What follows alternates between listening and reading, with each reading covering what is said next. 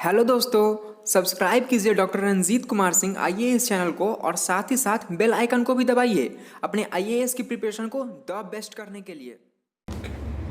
BPSC 64वीं में interview के लिए सेलेक्टेड सभी अभ्यर्थियों का मैं पंकज कुमार देसी प्रोफेशनल आप सभी का स्वागत करता हूं। दोस्तों, मैं 56-59 बैच का एक देसी प्रोफेशनल हूं और फिलहाल मैं नवादा ज़िले में अपने प्रोफेशन पीरियड पर कार्यरत हूं। सबसे पहले मैं आपको अपने बारे में बताना चाहूँगा कि मैंने जब 56-59 बैच में इंटरव्यू दिया था तो उसमें इंटरव्यू 150 नंबरों का हुआ करता था और मुझे उसमें 126 नंबर आए थे।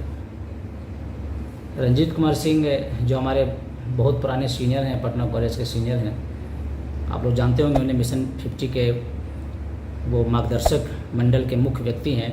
उनके विशेष अनुरोध पे मैं ये वीडियो आप लोगों के लिए बना रहा हूँ। सबसे पहले मैं आपको ये बताना चाहूँगा कि जैसा कि आप जानते होंगे कि अब जो इंटरव्यू का जो नंबर है वो 150 से घटकर 120 हो गया है। तो 120 में कितने नंबर आपको आने चाहिए? 120 में आपको मिनिमम, अगर आप बहुत अच्छे परफॉर्मेंस करना चाहते हैं और आपको रैंक अंडर 1 to 50 चाहिए तो एनी हाउ आपको साक्षात्कार में 100 नंबर्स लाने ही लाने होंगे। अगर आप 90 और उससे नीचे मार्क्स लाते हैं साक्षात्कार में तो आप एक एवरेज विद्यार्थी माने जाएंगे और आपको बहुत अच्छे रैंक मिलने की संभावना कम से कम होती जाएगी। तो आइए दोस्तों, सबसे पहले हम शुरू करते हैं कि आखिर ये इस लॉकडाउन की प्रक्रिया में जब कोई भी कोचिंग संस्था चल नहीं रही है तो आप अपने तैयारी की शुरुआत कहाँ से करेंगे? सबसे पहले आप तैयारी की शुरुआत करेंगे अपने बायोडाटा बनाने से। आप बहुत ही तसल्ली से एकदम पूरी बढ़िया से समय देकर अपना एक बायोडाटा बनाएंगे।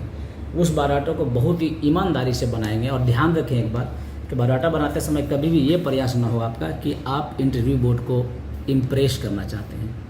The one thing I want to clear, the purpose of sharing the biodata and making the biodata is not to impress the interview board but to share the information with the interview board। तो आप कतई भी अपने biodata को बनाने के साथ साथ इंटरव्यू बोर्ड को चेपने की हिमाकत ना करें, इंटरव्यू बोर्ड को कभी इम्प्रेस करने की हिम्मत ना करें। आप बिल्कुल ही साफ सुथरा, एकदम सरल, सहज और एकदम पारदर्शी बायोडाटा बनाएं। ऐसा बायोडाटा जो आपको बहुत महान साबित नहीं करे बल्कि एक ऐसा विद्यार्थी साबित करे जो आप सचमुच में हैं। इन वन लाइन, दूसरे के जूते पहन के इंटरव्यू बोर्ड में ना जाएं, आप कंफर्टेबल नहीं रहेंगे। तो बायोडाटा दूसरों को देखकर, दूसरे से प्रभावित होकर एक सफल विद्यार्थी को कॉपी करके कतई नहीं बनाएं। बायोडाटा वही बनाएं जो आप हैं, क्योंकि यही बायोडाटा आपके सिलेक्शन को निर्धारित करने वाला है। तो सबसे पहले क्या करेंगे? आप बायोडाटा बनाएंगे। फिर अब सवाल है, बायोडाटा आपने बना लिया तो अब आप क्या करेंगे?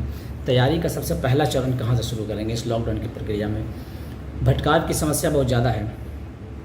कई सारे कोचिंग्स वाले, कई सारे यूट्यूब चैनल्स आपको मिलेंगे जो तरह तरह की आइडिया देंगे। मैं उनका सम्मान करता हूँ, उनसे बेहतर आइडिया आपको मिल सकते हैं, लेकिन मैं समझता हूँ, मैं आपको बताना चाहता हूँ। सबसे पहले आप अखबार पढ़ेंगे आज से, और वो भी चार अखबार पढ़ेंगे। मुझे इससे कोई फ़र्क नहीं पड़ता है कि आप अंग्रेजी अखबार पढ़ते हैं कि उर्दू अखबार पढ़ते हैं, बस अखबार पढ़ेंगे। एक अखबार जो मेरी तरफ से पढ़ेंगे और ज़रूर पढ़ेंगे वो है दैनिक जागरण राष्ट्रीय संस्करण। आप हिंदी मीडियम से हैं कि फारसी मीडियम से हैं, इससे कोई मतलब नहीं है। आप दैनिक जागरण राष्ट्रीय संस्करण जरूर पढ़ें। आज से 4 अखबार पढ़ेंगे। दूसरा काम क्या करेंगे? दूसरा काम करेंगे आप कि आप आज से टीवी डिस्कशन सुनेंगे। लेकिन टीवी डिस्कशन कौन सा? वो शाम को नहीं, शाम को जो चिल्लम पो करते हैं ना, वो डिस्कशन नहीं। आप जो टीवी डिस्कशन सुनेंगे, राज्यसभा और लोकसभा का जो बिग पिक्चर है, देश देशांतर है, वो सुनेंगे। हर एक टॉपिक पे अब जो गहन चर्चा होती है उनको सुनेंगे। आप नहीं सुन पाए हैं तो आप यूट्यूब से जाकर डाउनलोड करके सुनेंगे। लेकिन आज से आप 2 घंटे का टीवी डिस्कशन जरूर सुनेंगे, लाइव टीवी डिस्कशन, यदि संभव हो तो। नहीं तो आप यूट्यूब में डाउनलोड कर लें, मोबाइल में आप उनसे सुनें। इसके बाद आप क्या करेंगे? इसके बाद आप करेंगे अपने ऑप्शनल सब्जेक्ट की तैयारी। ऑप्शनल सब्जेक्ट में आपको बताना चाहता हूँ कि बोर्ड में बैठा हुआ कोई भी व्यक्ति आपसे ज़्यादा आपके ऑप्शनल सब्जेक्ट को नहीं जानता है। अगर आपने ईमानदारी से ऑप्शनल सब्जेक्ट को पढ़ा है तो आप इंटरव्यू बोर्ड में अच्छे मार्क्स निकालने में सफल हो जाएंगे। ऑप्शनल सब्जेक्ट की 2 समस्या है। पहला कि आपने ग्रेजुएशन किसी और सब्जेक्ट से किया है और आपने ऑप्शन कोई और लिया है, तो आपको ये जस्टिफाई करना पड़ेगा कि आपने सब्जेक्ट क्यों चुना, क्यों आखिर आपने अपने सब्जेक्ट का चुनाव करते समय उस सब्जेक्ट को नहीं चुना जिसको आपने 3 साल तक पढ़ाई किया था। तो इस सवाल का जवाब आप तैयार करेंगे। अगर आपको ऑप्शनल सब्जेक्ट वही है जो आपके ग्रेजुएशन में था तो बड़े खुश नसीब हैं, आपको जस्टिफाई करने की आवश्यकता नहीं है और आपके मार्क्स ज़्यादा लाने की संभावनाएँ और प्रबल हो जाती हैं। कुछ बातें मैं आपको बताना चाहूँगा इंटरव्यू के बारे में। इंटरव्यू के बारे में कुछ मिथ है, कुछ गलतफहमियाँ हैं जो आपको जानना चाहिए आज इंटरव्यू शुरू करने से पहले। और सबसे बड़ी गलतफहमी ये है कि इंटरव्यू नॉलेज का टेस्ट नहीं है। पता नहीं किस महापुरुषों ने ऐसा बता दिया है कि इंटरव्यू नॉलेज का टेस्ट नहीं है। मैं बाकी इंटरव्यू के बारे में नहीं कह सकता, होगा CDS और NDA का जो सर्विसेज सिलेक्शन बोर्ड है SSB, उसमें शायद वो नॉलेज का टेस्ट नहीं है, वहाँ भी नॉलेज का टेस्ट है। BPSC इंटायरली नॉलेज का टेस्ट है। आप इस गलतफहमी में बिल्कुल ना रहें कि इंटरव्यू नॉलेज का टेस्ट नहीं है। BPSC नॉलेज का टेस्ट है और आपके नॉलेज का टेस्ट किया जाएगा, इसके लिए तसल्ली रखें आप। तो सबसे पहले इस दिमाग से अपने इस बात को खुरच के अंडमान निकोबार के टापू में कैद कर दें कि इंटरव्यू नॉलेज का टेस्ट नहीं है। इंटरव्यू बिल्कुल नॉलेज का टेस्ट है, आपके सामान्य ज्ञान नॉलेज का टेस्ट है, आपके ऑप्शनल सब्जेक्ट के नॉलेज का टेस्ट है, आपके करंट अफेयर के नॉलेज का टेस्ट है, आपके ऑप्शनल पेपर के नॉलेज का टेस्ट है। तो आप इसे बच नहीं सकते हैं, इसलिए फर्जी आश्वासन में मत जिया कीजिए आप लोग कि इंटरव्यू नॉलेज का टेस्ट नहीं है। इसलिए आप अपने सब्जेक्ट पे पकड़ बनाए रखेंगे, रिवाइज करेंगे। दूसरा आपका एक और इंटरव्यू का मिथ वो ये है कि आपका जवाब नहीं, जवाब देने का तरीका मायने रखता है ना, बिल्कुल गलत। क्या जवाब देने का तरीका मायने रखता है? जब आपको जवाब ही नहीं पता है तो कितने बढ़िया से जवाब देंगे तो क्या फ़र्क पड़ जाएगा उससे? तो जवाब देने का तरीका मायने तब रखता है जब जवाब आपको कंप्लीट पता हो। संस्कृत में कहावत है, वादे वादे तत्वबोधा चाहते, मतलब अगर कंटेंट है तत्वबोध है तो आपका कम्युनिकेशन स्किल लैंग्वेज मायने नहीं रखता है। सिर्फ आपके पास लैंग्वेज है, सिर्फ आपके पास बात करने का तरीका है, गिफ्ट ऑफ ग्रैब है, कम्युनिकेशन स्किल है, तो बहुत ज़्यादा नंबर नहीं ला पाएंगे आप अगर आपके पास नॉलेज नहीं है। तो इस गलतफहमी से बाहर निकल जाएं कि आपका जवाब नहीं, जवाब देने का तरीका मायने रखता है। इसका मतलब तो ये हुआ कि आप बहुत अच्छे तरीके से सुंदर, सभ्य और एकदम मृदुभाषी होकर एक गलत जवाब को देंगे तो क्या बोर्ड आपको नंबर दे देगा? बिल्कुल नंबर नहीं देगा। तो आप भरोसा रखें मित्रों, जवाब देने का तरीका उतना ही मायने रखता है जितना जवाब। तो आप जवाब पे, कंटेंट पे फोकस करेंगे, ना कि उसके तरीके पे। तीसरा एक और मिथ है इंटरव्यू के बारे में, वो ये मिथ है कि कम्युनिकेशन स्किल बड़ा इंपॉर्टेंट है इंटरव्यू में। नो डाउट कम्युनिकेशन स्किल बहुत ही इंपॉर्टेंट है। अगर आपके पास बोलने की क्षमता है, बोलने की कला है, तो निस्संदेह आप बाकियों से 20 नंबर अधिक ले आएंगे। लेकिन क्या सिर्फ इसी के दम पे आप इंटरव्यू में अच्छे नंबर ला पाएंगे? बिल्कुल नहीं। कम्युनिकेशन स्किल आपका तब मायने रखता है जब आपके पास कंटेंट हो। मैं रिपीट करता हूँ, जब आपके पास कंटेंट हो। फॉर गॉड सेक इन बकवासों पे बिल्कुल ध्यान नहीं देना है।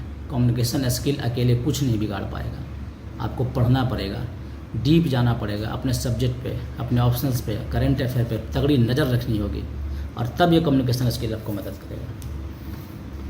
अब मुख्य समस्या ये है कि भाई मेरे पास भी समस्या आई थी कि ठीक है मेरा मेंस में हो गया, मुझे इंटरव्यू देना है, तो मैं कहाँ जाऊँ तैयारी करने के लिए? क्या मैं दिल्ली जाऊँ? क्या मैं पटना जाऊँ? पटना में, दिल्ली में कहाँ जाऊँ? किस कोचिंग में जाऊँ? कहाँ पे बढ़िया फैकल्टी हैं? कहाँ पे बढ़िया मुझे मिलेंगे? इंटरव्यू बोर्ड के मेंबर्स कहाँ मिलेंगे? तो मित्रों, आप मिशन 50 का नाम जानते होंगे। रंजीत भैया खुद इसको चलाते हैं, खुद इसके मार्गदर्शक मंडल में शामिल हैं। और मैं नहीं समझता कि बिहार में इससे बढ़िया आपको कोई जंक्शन, कोई प्लेटफॉर्म मिलेगा जहाँ पे आप इंटरव्यू की तैयारी कर सकें। आपको यहाँ पे सीनियर ब्यूरोक्रेट्स, IAS, IPS और BPSC में सेलेक्टेड वैसे लोग जो आज कार्यरत हैं अपने विभिन्न प्रोफेशंस में, वो आपको आएंगे मार्गदर्शन देने के लिए। तो आइए मिशन 50 से जुड़िए। और जहाँ तक मेरा सवाल है, मैं जहाँ तक मुझे समय मिलेगा मैं आप लोगों के मार्गदर्शन के लिए दोबारा उपलब्ध रहूँगा। अगर मिशन 50 किसी भी तरह का लाइव सेशन करवाता है इंटरव्यू के लिए, तो मैं वहाँ उपलब्ध रहूँगा आपके मार्गदर्शन के लिए।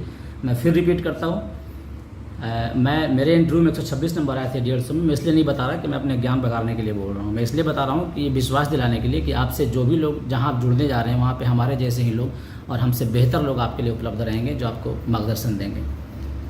तो ठीक है, आपसे मिलते हैं दोबारा नए सेशन में, नए वीडियो के साथ। थैंक यू, धन्यवाद, जय हिंद।